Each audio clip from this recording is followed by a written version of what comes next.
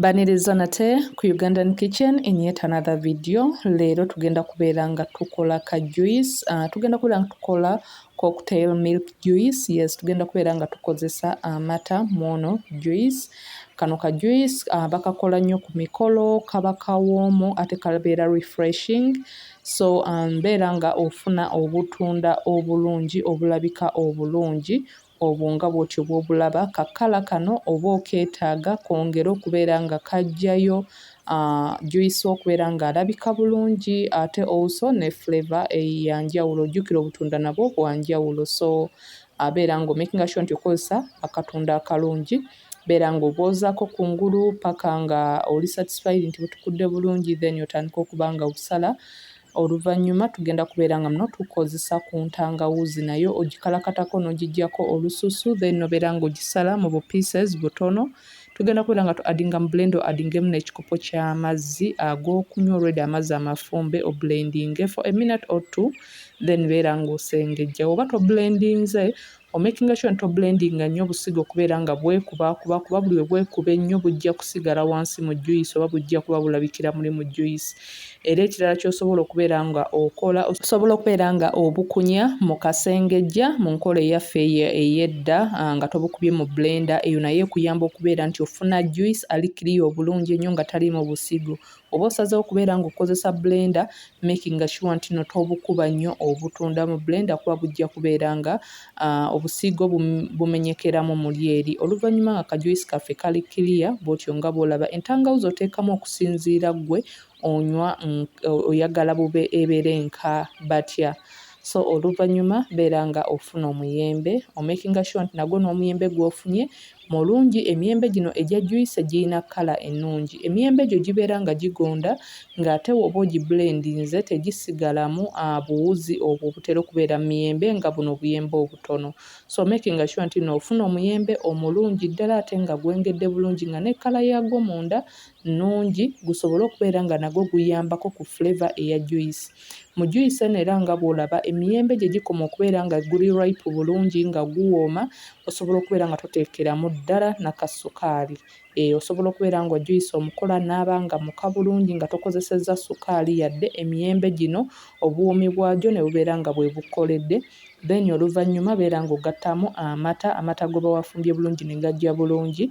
Woba ggwe tonywa mata, osobola okubeera ng'okozesa coconut milk, almond milk, osobola okubeera ng'okozesa soy milk oba ng'okozesa cashew nut milk okusinziira ggwe kiki oba osazeewo okubeera ng'oyagala. Tuyina plant based milks nnyingi nnyo z'osobola okubeera ng'osubstitutinga eri ggwe atanywa mata.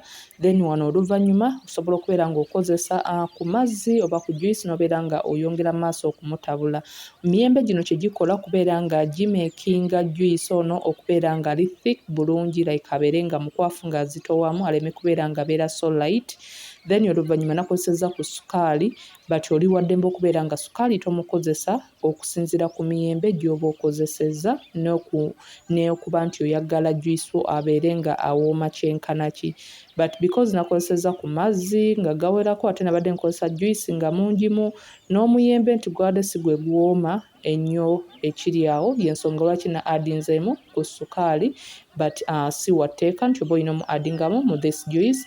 Then wano mbeera nga nfuna citrus juice ono owa orange gwe mbeera nga nkozesa n'obeera ng'omusqueezinga bulungi nnyo. Then oluvannyuma tugenda kubeera nga naye tumugattamu. Era osobola okubeera nga oba osazeewo nga tukozesezza micungwa, osobola okubeera ng'okozesa mangada n'obeera nga mangada oyo addingamu kakkala ate naye abeera nga addingamu flavour mu juice wo, n'obeera nga ofunye juice omuwoomu ennyo bw'otyo nga bw'olaba. So kati wano obeera nga juice yenna omugatta obeere nga otabulamu, omaking sure nti no getting combined bulungi nnyo. Era osobola okubeera ng'omuzaamuko mu blender katono juice ono n'omukubamu sakirati ku kimu kyonna kyekombayininze bulungi. Meanwhile nkusaba obeere ng'onyambako channel yange okuba ng'ekula, yeeyo Ugandan Kitchen.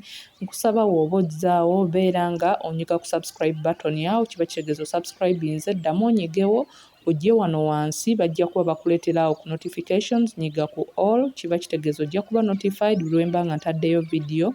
Kusaba ogende maaso ku video zonna ku channel yange z'oba olabye, obeere ng'olikinga. Put a thumbs up, beera ng'ondekera comment in the comment section. Ontegezeeko kiki wandyagadde okubeera ng'olaba ku channel yange, ontegezeeko oba watryinze out any of my recipes, yavuddeyo etya, so wakyusizzaamu ki. So anything you can give me feedback and let me know what you think about my recipes. Sobola okulaba nti ka juice kawoomu, kali ready, kali refreshing, ate ennaku zino omusana mungi, so osobola okubeera nga oteekamuko ku ice cubes, osobola okubeera nga ogattakoko ka mint, n'obeera ng'ofunye juice omuwoomu ennyo ddala, n'obeera ng'omwenjoyinga ne family yo. Until next time, thanks for watching. Please don't forget to subscribe, like and share. Let me know what you think about my recipes in the comment section below.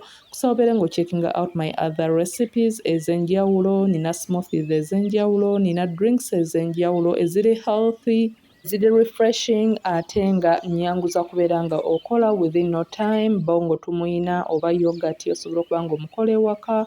So nkusaba obeere ng'ochecking out my other social media platforms. Until next time, thanks for watching.